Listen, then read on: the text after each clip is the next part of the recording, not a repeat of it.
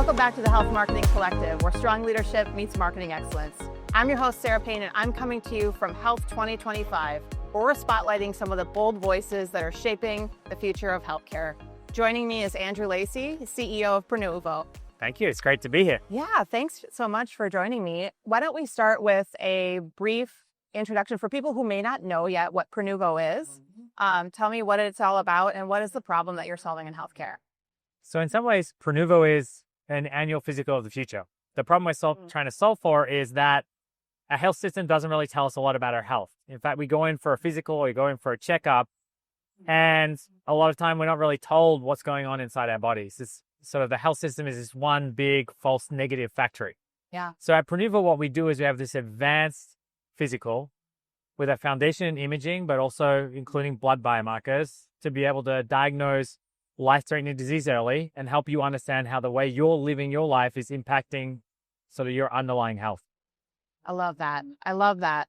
Prenuvo isn't just imaging. It really is about a new mindset around prevention.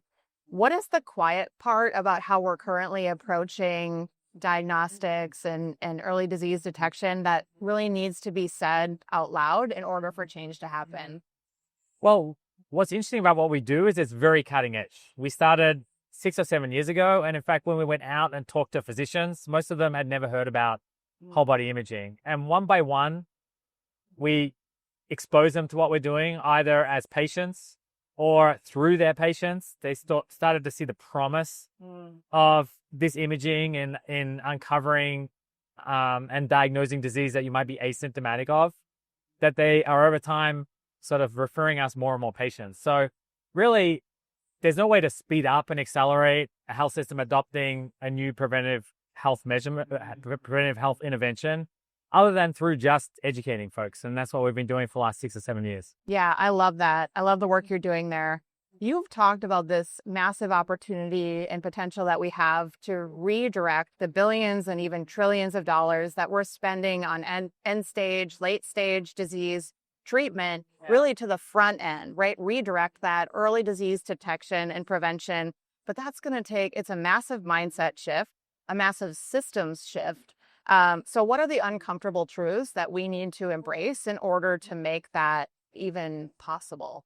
Well, just to recap on this in the context of cancer. So we have a few cancer screening exams for colon cancer, for breast cancer, we have PSA tests for prostate cancer for men. But those screening approaches only capture about 14% of all of the cancers that are ultimately diagnosed. So we have these big blind spots in a healthcare system. It's only through really challenging the status quo and saying, well, is that all that we can aspire to as a health system? Are there other ways that we can approach early diagnosis and disease management, catching things before they become chronic? And these are not incremental solutions, unfortunately. And our healthcare system is very good at incremental solutions. It's very good at finding a new cancer drug that helps someone live another few months with cancer. But it takes an awful long time to change the health system when it comes to preventive health. Most of the tests that we have today were hard-fought battles over 20, 30, and 40 years. What we hope the health system can do today is to take a step back and say, well, are we happy with what we have? And is there a fundamentally different way of approaching healthcare that's rooted in proactive health? Great point. And you brought up, breast, colon, prostate. There are other areas of the body where we aren't getting those annual screenings necessarily, like the liver, the kidneys, the brain, right? Like this is a huge opportunity to be looking at the body more holistically. Well, even we're starting to see cancer in a lot of younger people. So even in those areas where we do have these screening tests, they're not necessarily available for people at the time they're getting diagnosed with these cancers. Very good So point. I think the paradigm needs to shift. I think there are more people that are having a dialogue about this and what health system we want to have today than ever before in the history of medicine. That's exciting. It's exciting. And you come to a conference like Health, you see so many companies with different interventions out there. I'm not necessarily sure what's going to, what will succeed and what will fail, what's clinically validated, what isn't. But the sort of conversations that we're having today, we wouldn't have been having 10 or 20 years ago. Yeah, great progress for sure. Great time for technologies like yours. I've heard you say that you've spent quite a bit of time in the clinics with patients that are getting scanned, and that the universal emotion that they express at the end, whether or not they're getting a cancer diagnosis or a clean bill of health, is one of gratitude. Yeah. And yet I know from personal experience, family, friends, etc., that thinking about going into something like this brings a lot of fear and anxiety. So how do you and your team think about messaging and this awareness, right? And what stories and messaging do you use to help them bridge from that place of anxiety and fear to one of Yeah. gratitude? It's a great question. It's the thing I spend the most time thinking about. And I'm not sure I have all the answers, but I think in asking questions and engaging on this with consumers, we have the possibility of changing their minds. What I like to tell people is if you are nervous and afraid about learning about your health, that's not a you problem. That's a health system problem. Oh, great point. We've been conditioned because we only ever hear about these horrible stories of late detection, of someone who just dropped dead out of the blue, someone who went for a checkup and came back with a terminal cancer diagnosis. All these stories are so horrible, frankly. Why would we wish that on ourselves? Why would we want to go looking for answers about our own health? Right. So we're being conditioned Great point. to think a certain way that's actually sort of destructive of our own longevity. And it's helping people sort of like face that Yes. reality and question a little bit, well, why do I feel this way? Why do I want to put proactive healthcare off? What does that say about how I've been conditioned, and how can I break out of that conditioning? But it's the biggest challenge in preventive health. The worst thing about preventive health is it's always put off for another day. Right. But all of us, if we're ever unfortunate enough to diagnose with late stage disease, we all wish we could go back 100%. and do something differently. Yeah, Yeah. absolutely. I love what you said there, this mindset shift that needs to happen, because we're already doing things like tracking our sleep and tracking our steps, and right, but this is sort of a next level mindset shift to be thinking about this kind of preventive screening on a more regular basis. Well, there's more promise because we are diagnosing diseases that if you could change the course of those diseases, it could completely change your life. Absolutely. But it's also more scary because you might learn things that, you start to sort of like doing a big exam where you see the results of the lifestyle you've been living for the last few years. So that can be confrontational, and trying to do that in a purposeful way, even purposeful in the sense of the clinics that we're built, and there's no white walls and no one is dressed like a doctor. It's meant to be very warm and comforting, and to help people feel like they're not going into that sick care system. They're going into a different space that is a proactive space, and it's about sort of making small steps to help improve your health over the long term. Absolutely. On this show, we often say that marketing really drives behavior change. And I've heard you say that you find a thrill in helping people shift well-established worldviews. Have you seen positive examples of, the work that you're doing to get the word out and educate? Like, can you sort of share that back in terms of things that you're seeing that it's resonating with people?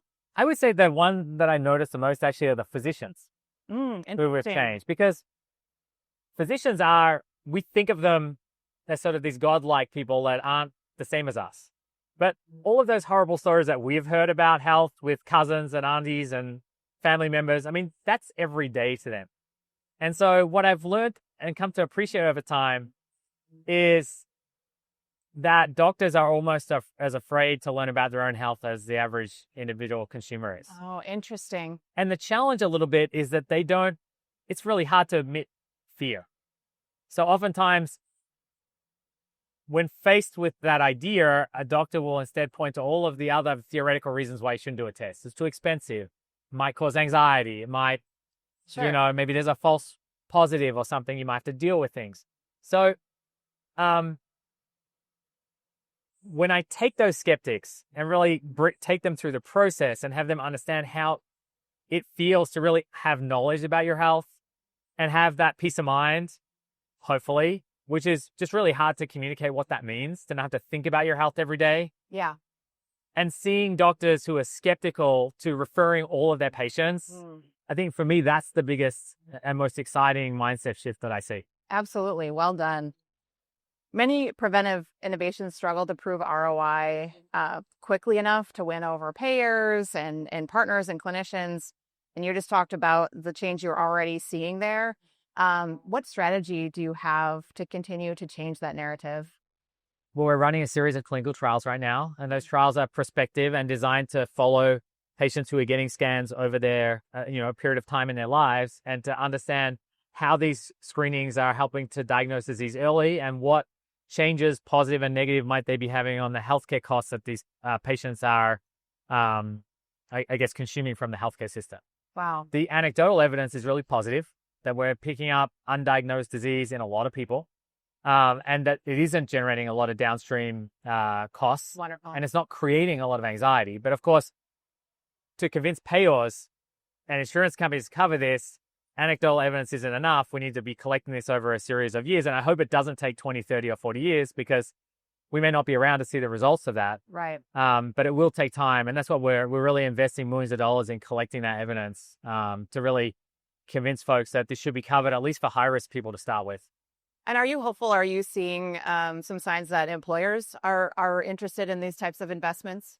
Yeah, increasingly so. And something that's really nice, to be honest, is the challenge with preventive health in the US is typically when you change jobs, you change employers. Right. And so any one insurance company, well, why would I pay for these tests if I'm not going to be able to take advantage of this if these employers are moving around all the time? And that's a big structural problem in the US. But what's kind of cool is there are jobs that tend to be more blue collar, that tend to be in occupations that have a higher risk of cancer and disease by virtue of the occupation. Sure. Tend to also have the most loyal employees. These are people that might join that's great. a factory environment and they're there for 20 years. These are firefighters that join a fire brigade and they retire with that fire brigade.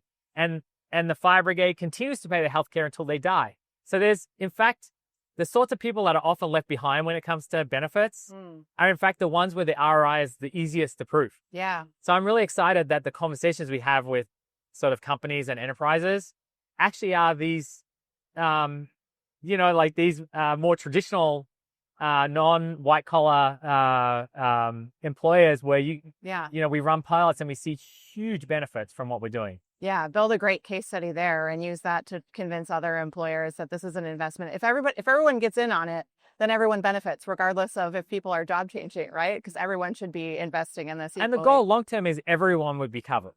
Right. But the way you start is not try and get everyone covered, but to focus on employers and insurance companies that are covering certain subsets of the population that are at high risk, either because they might have genetic predisposition syndrome, or they might have an occupational risk. And if we can start there, I think, and continue to collect evidence, we can expand over time coverage for the wider population. Love that. If you could share one uncomfortable truth about the future of healthcare, what would you say? One uncomfortable truth. I start to worry. There's a lot of people out there that think that doctors are not interested in them being healthy, in their health. We see this when we run a lot of stories on Instagram and so on, and someone might say, hey, Prenuvo helped me find cancer. And sometimes there'll be a lot of messages from people saying, oh, doctors just want you to get it as an advanced stage because they make more money, or drug companies want you to have a stage 4 because then they can. So I think what makes me uncomfortable is I've met a lot of wonderful actors in the healthcare system that individually really, want to do the best by their patients. But the uncomfortable truth is the health system as it's set up, there's sort of the accumulation, the conglomeration of all these individual actors with good intentions is a system that doesn't work. Yep, absolutely. Well, Andrew, thank you so much for joining me. This conversation was honest and rooted in some uncomfortable truths, but I appreciate you leaning into that and using your voice to drive for change in the system. And yeah, I'm really grateful that you've joined me. And I want to say to our listeners, to our viewers, Prenuvo has very generously offered a discount code. We will put that in the show notes so that you can take advantage of that and for them to get their very own full body MRI scan. Thank you. Thanks for having me. Available nationwide? Yeah, we have clinics now in 25 locations in the US and in Canada and in Australia, where I'm from, and in the UK. So we're starting to go where as many people are. Wonderful. Thank you so much. Thank you. From the floor of the Health Conference 2025, this has been the Health Marketing Collective. Thanks so much for joining us. We'll see you next time.